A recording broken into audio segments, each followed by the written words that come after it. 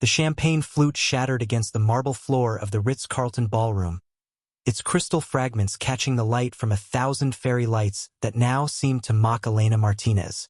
300 guests watched in stunned silence as she stood alone at the altar, her $15,000 Vera Wang dress a pristine white monument to her humiliation. Marcus Blackwood, tech mogul, heir to a shipping fortune, and the man who'd promised to love her forever, had vanished without a trace. That was 5 years ago.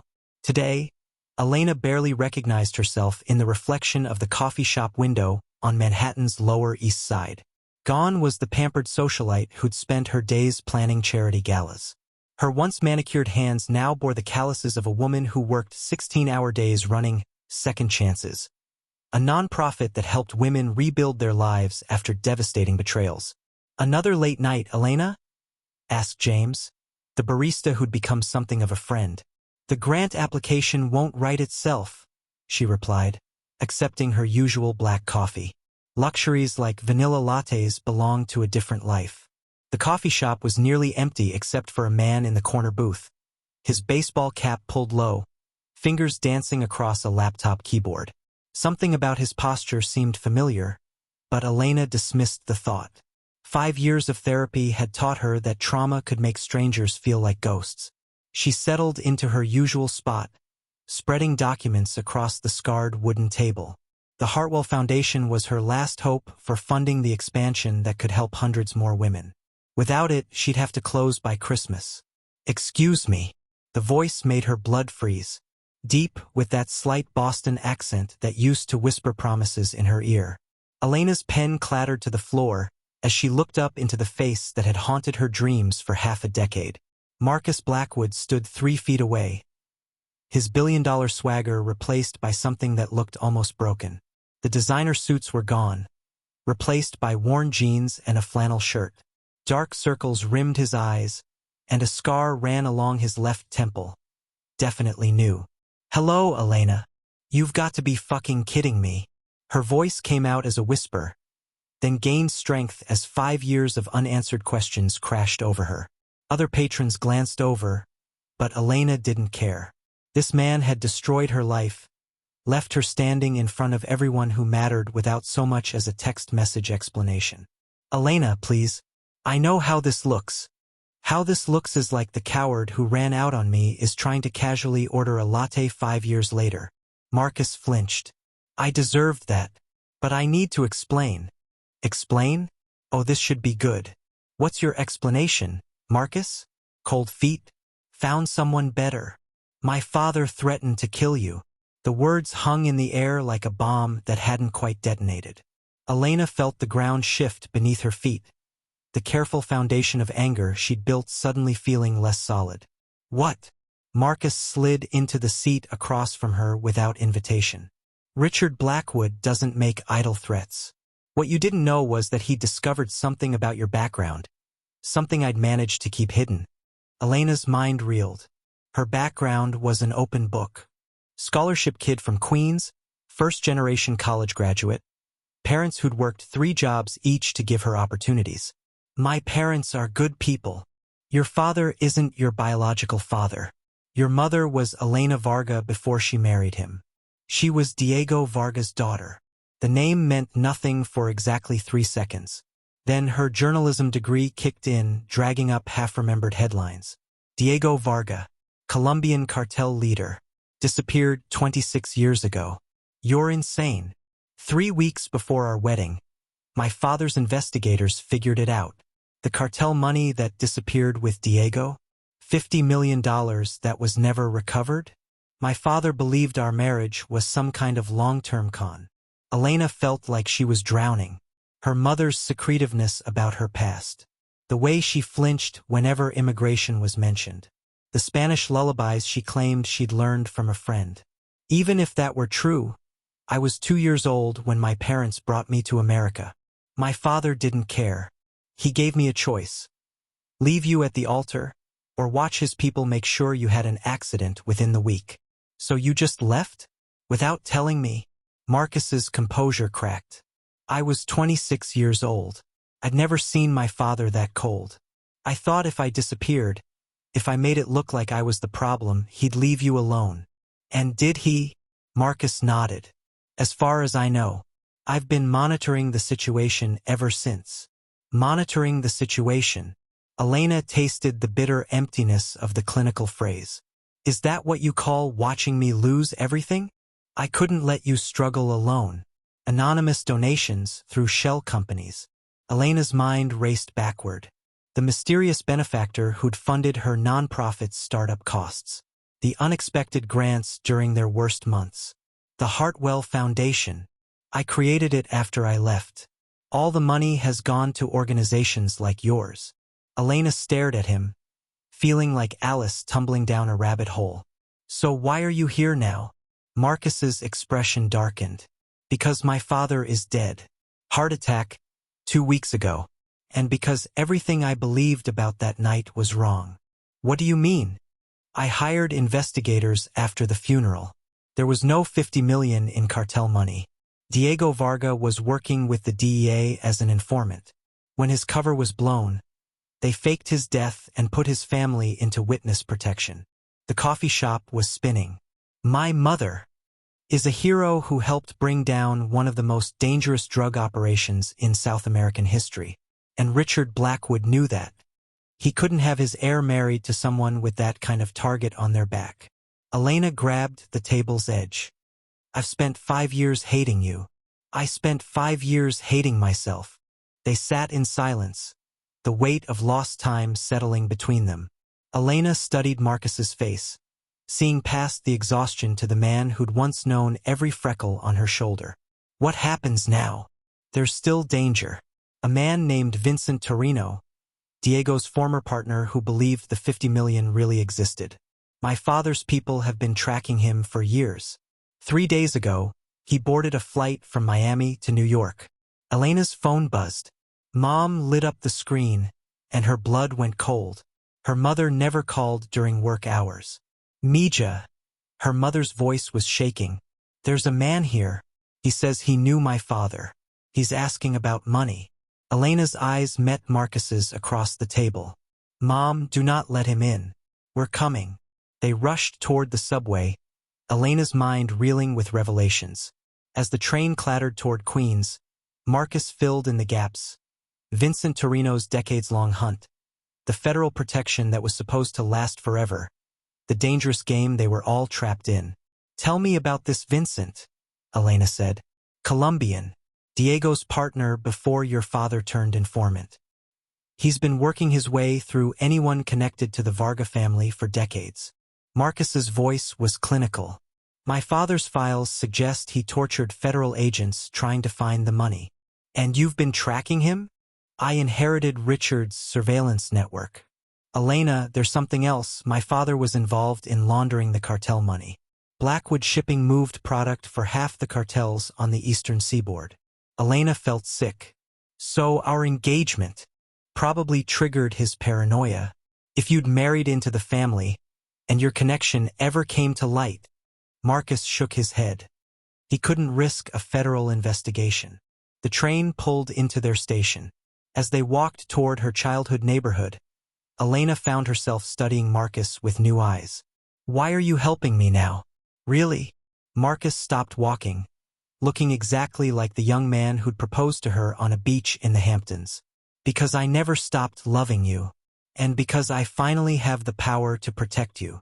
They rounded the corner to find 2 black SUVs parked outside her parents' modest home. Through the living room window, Elena could see her mother sitting rigidly on the sofa, her father beside her with his hands visible. A silver-haired man in an expensive suit paced in front of them. Vincent Torino, Marcus confirmed grimly. Elena reached for her phone to call 911, but Marcus caught her wrist. By the time they get here, your parents could be dead. Torino's been waiting 26 years. Then what do we do? Marcus was quiet for a moment, calculating with the precision of someone who'd learned to survive by thinking ahead.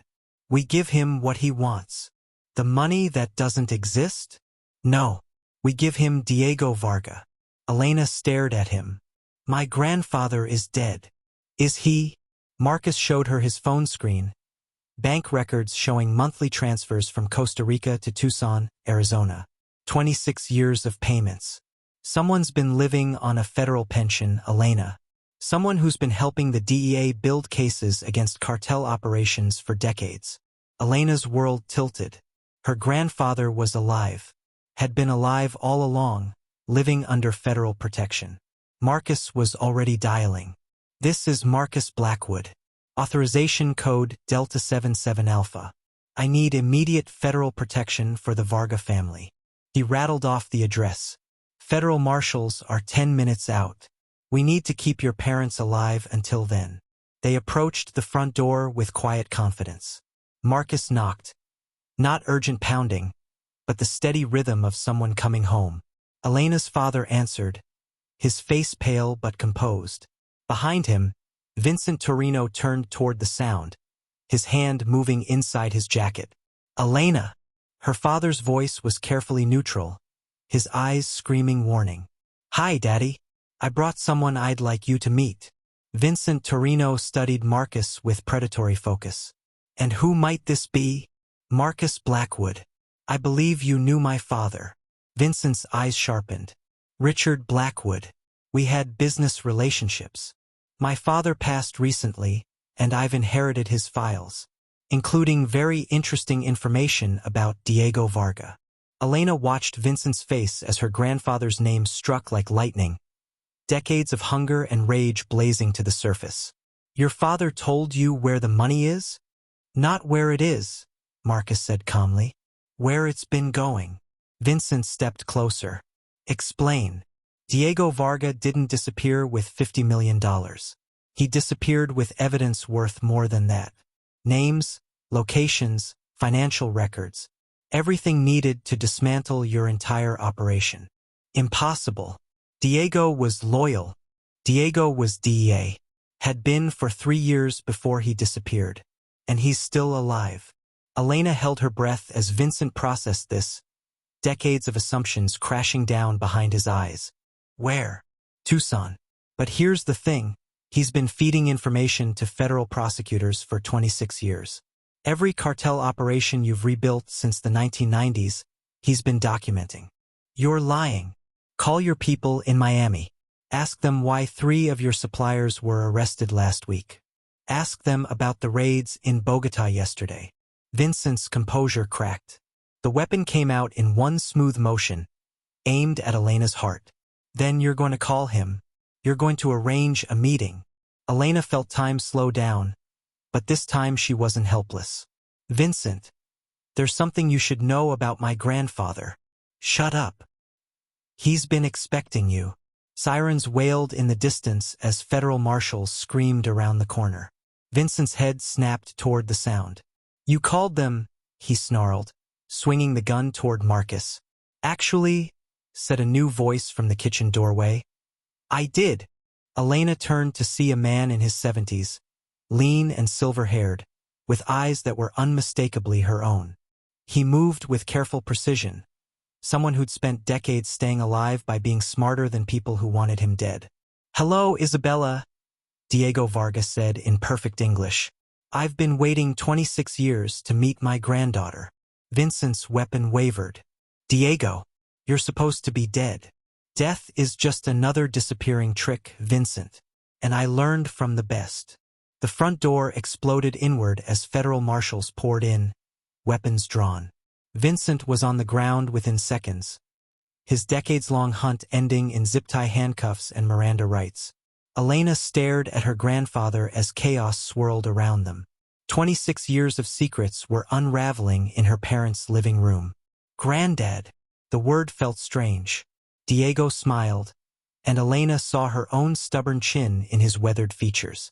I've been watching you build something beautiful, Isabella. Your work with women who've lost everything. I'm proud of who you've become. Why didn't anyone tell me? Because knowledge is dangerous.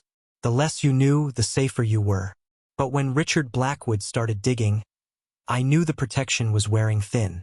Elena looked around the room, at her parents, who'd carried these secrets for decades, at Marcus, who'd sacrificed everything to protect her, at her grandfather, who'd spent 26 years in exile to keep his family safe. As federal marshals led Vincent away, Elena felt something she hadn't experienced in 5 years. The dizzy freedom of possibility. The man she'd loved hadn't abandoned her. He'd been protecting her. The life she'd built wasn't just survival. It was exactly the kind of strength her family had always possessed.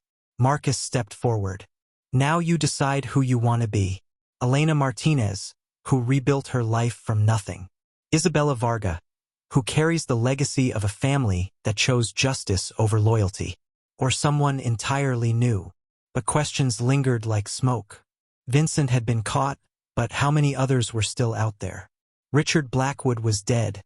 But what other secrets had he taken to his grave? And was the man offering her his heart someone she could trust with the truth of who she really was? Marcus caught her hand as the last marshal left. Elena! She looked down at their intertwined fingers. Calloused now, both marked by years of learning to survive without each other. Ask me again in a year, she said finally. When we know if Vincent was the last one looking for us. When I've figured out what to do with everything you're offering. When I know if you're Marcus Blackwood or just someone wearing his face. Marcus nodded, understanding in his eyes. And if the answer is yes? Elena smiled. Not the careful, protective smile she'd worn for 5 years, but something real and dangerous and full of possibility. Then ask me again. As the sun set over Queens, Elena Martinez, Isabella Varga, whoever she chose to be, walked back into her parents' house to learn the rest of her story. Behind her, Marcus followed, carrying 5 years' worth of apologies and the fragile hope that love might be stronger than the lies that had shaped them both. But across the street, a shadow moved in an upstairs window. Vincent Torino had been the hunter everyone knew about. The question that would haunt Elena's dreams was simple. Who else was still out there, and how long before they came knocking?